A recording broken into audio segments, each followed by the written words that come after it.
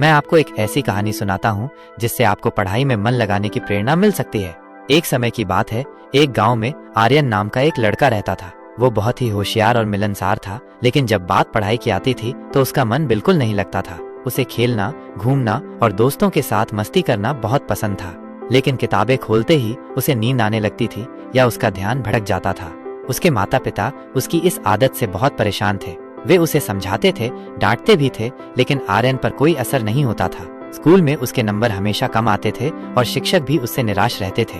एक दिन आर्यन के गांव में एक ज्ञानी संत आए। आर्यन के माता पिता ने उनसे आर्यन की समस्या के बारे में बताया। संत ने आर्यन को बुलाया और प्यार से पूछा, बेटा, तुम्हें पढ़ाई में क्या अच्छा नहीं लगता? आर्यन ने कहा, मुझे ये सब बहुत बोरिंग लगता है। किताबों में क्या रखा है? खेलने और घूमने में कितना मजा आता है। संत मुस्कुराए और बोले, बेटा, तुम ये बताओ कि तुम्हें सबसे ज्यादा मजा किस चीज में आता है? आर्यन ने तुरंत कहा, मुझे कहानियां सुनना बहुत पसंद है।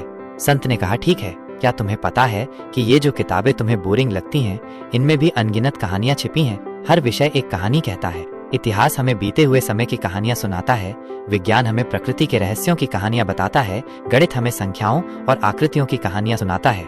आर्यन थोड़ा हैरान हुआ। उसने कभी इस तरह से पढ़ाई के बारे में नहीं सोचा था। संत ने आगे कहा, जैसे तुम्हें किसी फिल्म का ट्रेलर देखकर पूरी फिल्म देखने की इच्छा होती है, वैसे ही जब तुम किसी विषय का एक छोटा सा हिस्सा पढ़ते हो और तुम्हें वो दिलचस्प लगता है, तो तुम्हें उस विषय की पूरी कहानी जानने की इच्छा होनी चाहिए।